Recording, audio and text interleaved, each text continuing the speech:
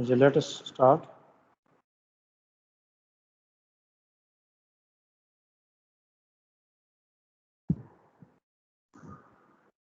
Good morning to all of you once again. Today we are going to start the chapter 1, meaning and objective of accounting. ये chapter 1 जो हमें third time हम start कर रहे हैं, क्योंकि हमारे पास में भी करने को सितंबर एग्जाम तक और कुछ नहीं है। हम इसको कंप्लीट कर चुके हैं, एक बार 2 बार कर चुके, थर्ड टाइम हम स्टार्ट कर रहे हैं। तो इसमें ये करें कि learning objective after studying this chapter you will be able to understand need of accounting. इसमें पहला जो टॉपिक होगा वो need of accounting.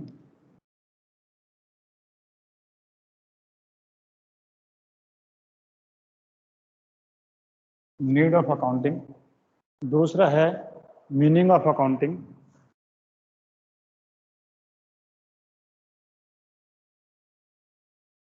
Meaning of accounting. और थर्ड आपका पॉइंट है इसमें कैरेक्टरिस्टिक्स और feature of accounting. Features of accounting.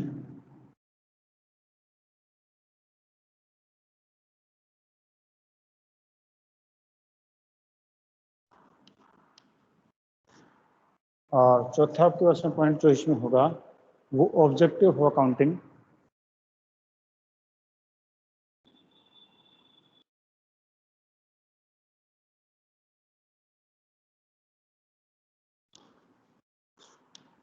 Objective of accounting. और उसके बाद में आपका होगा फंक्शंस ऑफ अकाउंटिंग।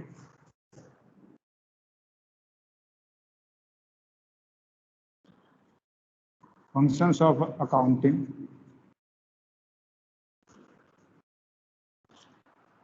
और उसके बाद नेक्स्ट हमारे पास में होगा और distinction between book keeping, accounting and accountancy. Difference भी कह देंगे इसको। Difference between book keeping, accounting and accountancy. ये तीनों वर्ड आपके मिलते जुलते हैं कि आपका जो है बुक कीपिंग है, अकाउंटिंग है और अकाउंटेंसी है। एंड नेक्स्ट पॉइंट है टाइप और branch of accounting. Branch of accounting.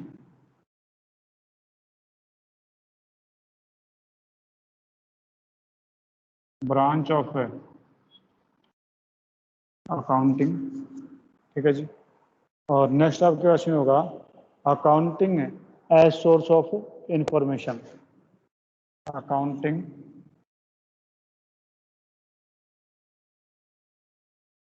As A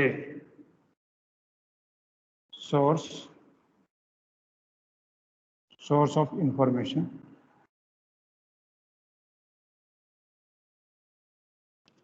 accounting as a source of information or users of accounting information। users of accounting information।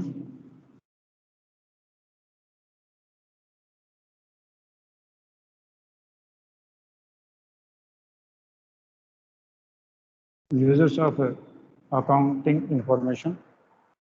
और advantage of accounting.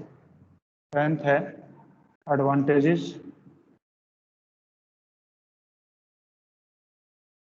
Of accounting.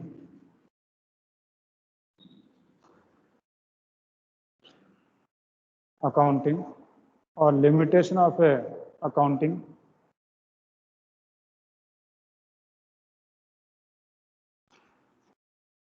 Limitations of accounting.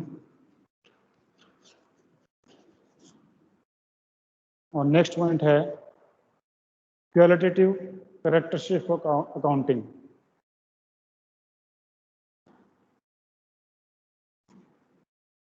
Qualitative characteristics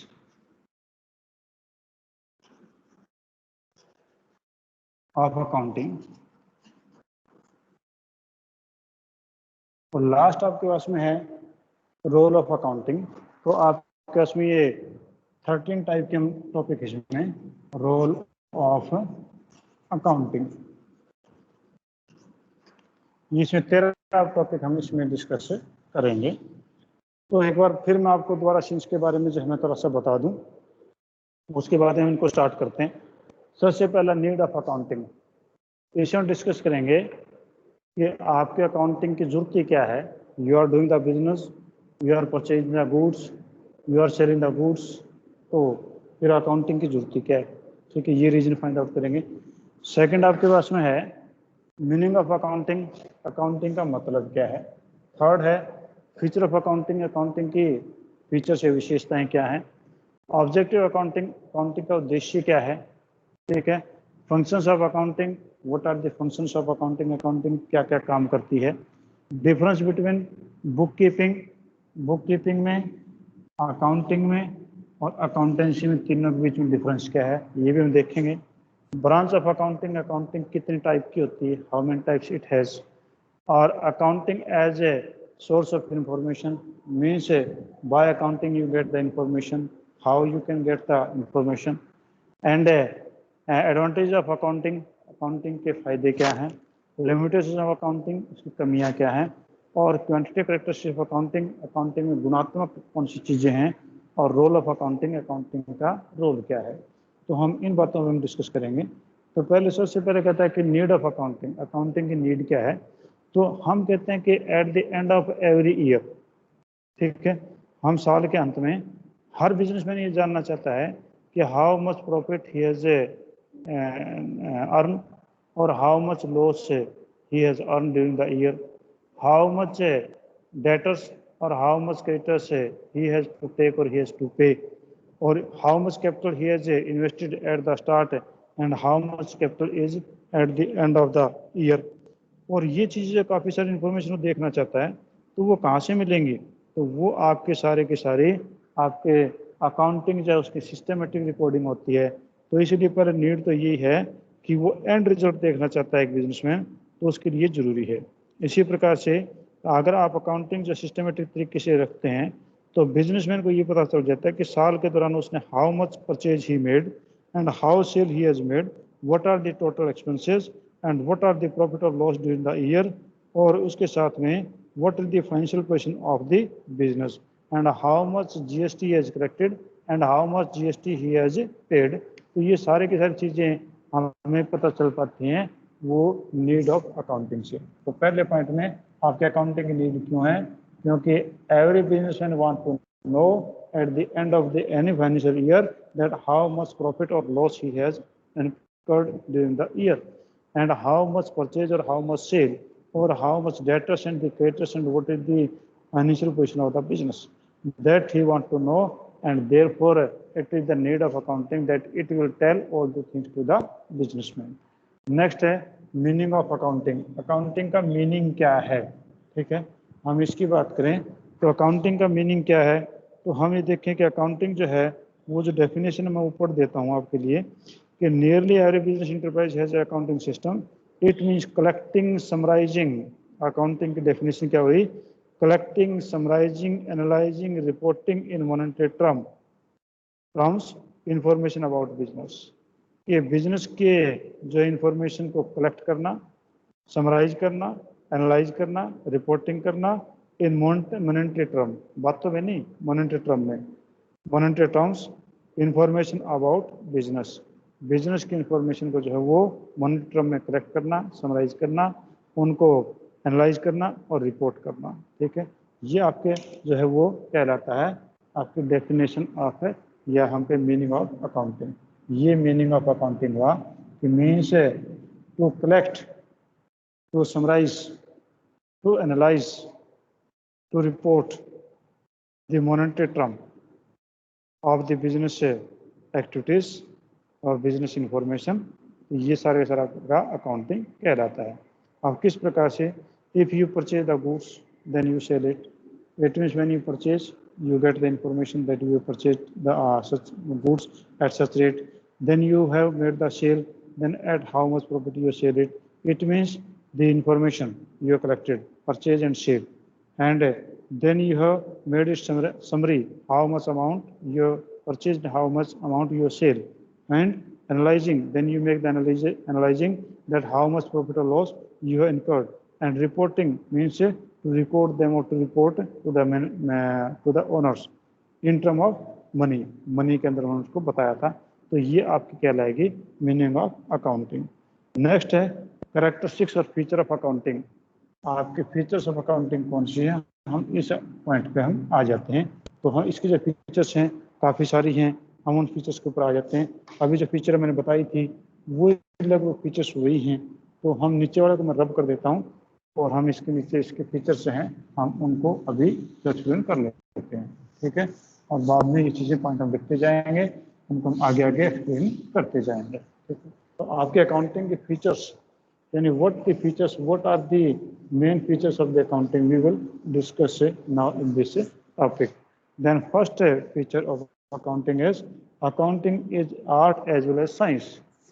First feature is accounting is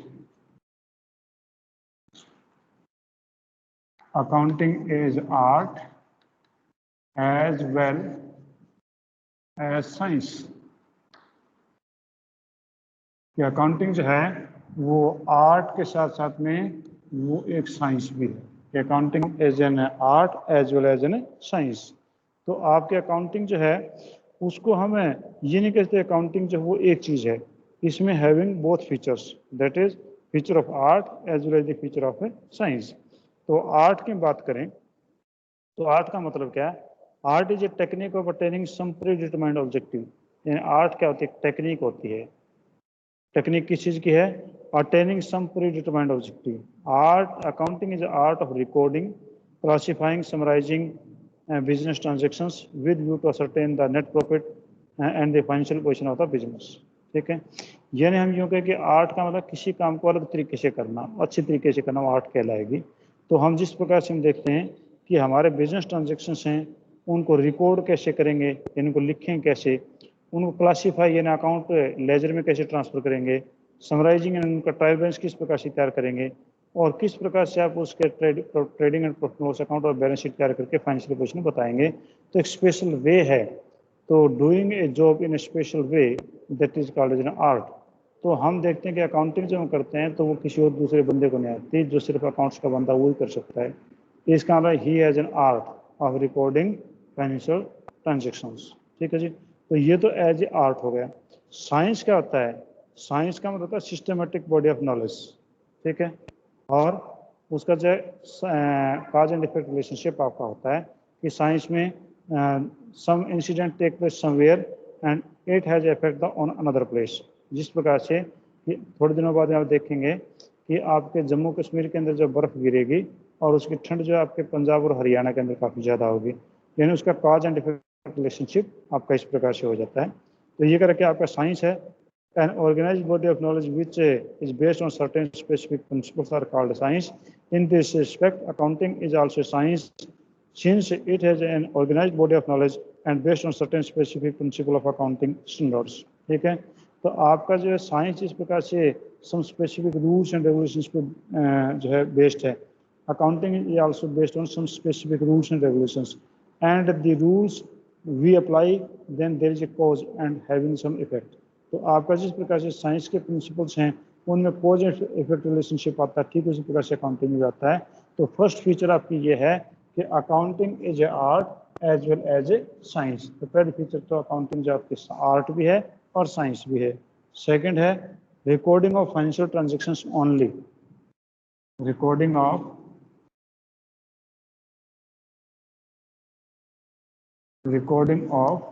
financial transactions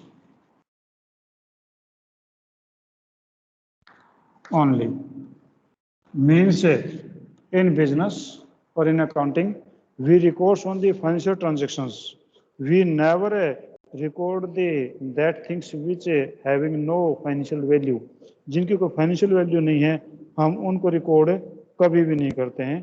कि जिस प्रकार से मान लो कि there is a quarrel between the sales manager and production manager, तो वहाँ पर जो है कोई सेल्स मैनेजर परचेज मैनेजर की जो लड़ाई है उस लड़ाई की कोई एंट्री नहीं हो सकती है। If you appointed a good quality manager, तो गुड क्रेडिट मैनेजर की कोई वहाँ पर एंट्री नहीं होगी। अगर आपके एम्प्लॉय स्ट्राइक करते हैं तो स्ट्राइक करते तो स्ट्राइक के कारण से आपका जो लॉस होता है तो स्ट्राइक का लॉस को नहीं लिख सकते कहीं पर भी। इसी प्रकार से आपका कंपटीटर मार्केट में आ गया है तो हम उसकी रिकॉर्डिंग नहीं कर सकते हैं। We can record only those things which have the financial character, जिनका केवल फाइनेंशियल करेक्टर है उसी को हमें रिकॉर्ड कर सकते हैं, बाकी जो रिकॉर्ड नहीं करेंगे। थर्ड है recording in term of money. Recording in term of money, recording in term of money means we can record only anything which is expressed in the term of money. अब आप ये कहते हैं कि we have purchased the 10 tables and 20 chairs और आपने उसका कोई कॉस्ट नहीं बताया, then it cannot be recorded. पहले वाले में जो था वो था आपका recording of financial transactions, means आपकी कोई भी ट्रांजेक्शन हुई है वो फाइनेंशियल नेचर की तो रिकॉर्ड होती है, वो नहीं होती। जिस प्रकार से दो मैनेजरों की लड़ाई हो गई तो फाइनेंशियल ट्रांजेक्शन थोड़ी थी वो। आपकी फैक्ट्री में स्ट्राइक होगी तो फाइनेंशियल ट्रांजेक्शन थोड़ी थी वो। तो आपके फाइनेंशियल ट्रांजेक्शन वही होगी, रिकॉर्डिंग होगी। अब इस पॉइंट में कह रहा है कि recording in term of money, कि आपकी कोई ट्रांजेक्शन तो है that has placed, that taken place, और दैट ऑफ है financial nature also, but having no valuation in term of money, then it cannot be recorded. For example, if you brought 10 tables and 20 chairs, certainly it is of financial nature, but if it will not expressed in term of money, then we can't record. तो हम इसको record नहीं कर सकते हैं। हाँ, अगर ये बोल दे कि the 20 tables and 10 tables and 20 chairs costing rupees 20,000, then we will record it machine furniture account debit to cash account, हम इस प्रकार से रिकॉर्ड कर लेंगे, तो केवल आपका मनी टर्म में उसको रिकॉर्ड हम कर पाएंगे। Next is that is classifying.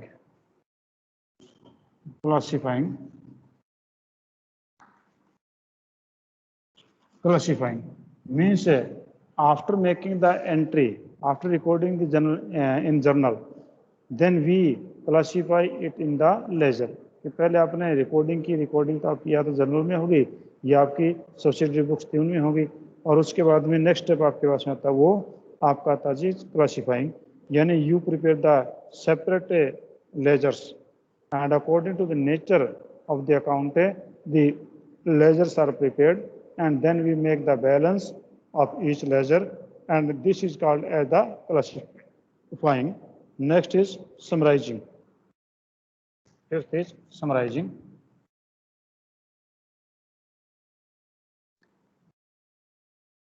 Next is summarising. Summarising का मतलब क्या हुआ, छोटा करना किसी चीज को, वो छोटा करना। कि इन classifying you have different type of the accounts, that may wages account, sale account, rent account, capital account, debtors account, creditors account, or so many accounts are there. That was under the category of the classifying. But in summarizing means you summarize all these ledgers in a small way. By preparing the trial balance, you prepare the profit trading account, profit and loss account, and then you prepare the balance sheet. It means you bring all that account in a summarized form, in a smallest form, in a shortest form. और last में आपका एक ही चीज देखेंगे कि आपका पूरे साल का प्रॉफिट कितना है, 1 करोड़। एक ही फिगर आई 1 करोड़। इतनी सारी बुक्स थी, उनको समराइज करते करते छोटा करते करते आप एक ही फिगर पहुंचे, that we earn the profit this year 1 crore rupees. And same thing is also in balance sheet, you will say that we have total asset of 10 crore, क्योंकि आपने बैलेंस शीट के लास्ट फिगर एक ही लेते हैं 10 करोड़। तो आपके पूरे बिजनेस में only 2 things are important as the summarising matter, that is the profit of the business and the summary of the assets. तो आपको वो समराइजिंग पूरा का पूरा पार्ट कहलाता है। ठीक है, तो अब मैंने आपको ये चीज़ पहले एक बार बताई भी थी कि आपका जो है समराइजिंग में किस प्रकार से होता है। मैंने आपको अकाउंटिंग साइकिल इस प्रकार से बताया था, this was the accounting cycle, it is a method of summarising. तो सबसे पहले आपका यहाँ पर था ट्रांजेक्शंस था। अब ट्रांजेक्शंस को आपने क्या किया था, यू मेड इट रिकॉर्डिंग। ठीक है, आपने रिकॉर्डिंग में किया था कौन कौन सी, एक तो आपका जनरल था, और जनरल के अलावा आपकी जो सब्सिडरी बुक्स थी। ठीक है, तो आपका यहाँ पर जो है वो होगा जर्नलाइजिंग, जर्नल। और जर्नल में आपकी जो परचेज बुक थी, आपकी सेल बुक थी, परचेज रिटर्न बुक थी, सेल्स रिटर्न बुक थी, बीआर बुक था और बीपी बुक, और लास्ट है कैश बुक। ये आपके पास जो है you may record in journal any transaction, you may record in journal और you may record in the subsidiary books because all the subsidiary books are having the equal rank of journal. तो मैंने आपको बताया भी था कि चाहे journal में एंट्री कर दो, रिकॉर्डिंग कर दो, चाहे उनकी जो सब्सिडरी बुक्स हैं उनमें रिकॉर्डिंग कर दो, सेम चीज़ है। तो सबसे पहले आपका ट्रांजेक्शन हुआ, फिर आपने उसको जनरलाइज किया, जनरलाइज के बाद में आपने उसका लेजर बनाया, तो उसका नेक्स्ट स्टेप आपके पास में था लेजर। लेजर ठीक है, तो पहले आपका ट्रांजेक्शन, ट्रांजेक्शन से जर्नल, जर्नल से आपका लेजर बन गया जी। लेजर का मतलब हुआ क्लासीफाइंग, तो वो आपका लेजर हो गया। लेजर के बाद में आपके पास नेक्स्ट जो आपका स्टेप जो मैंने कल ही खत्म करवाया है, that is trial balance, that is trial balance. और ट्रायल बैलेंस प्रिपेयर करने के बाद लास्ट आपका स्टेप होता है, वो आपका होता है trading, trading and profit and loss account and balance sheet. ये आपका लास्ट स्टेप आपका होता है, इसमें बोलते हैं final account.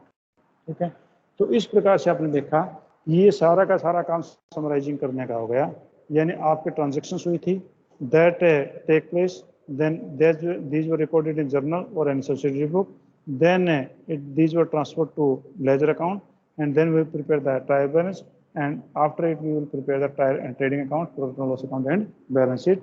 It means it is totally as matter of the summarizing, ये सारा का सारा समराइजिंग का मैटर ही है।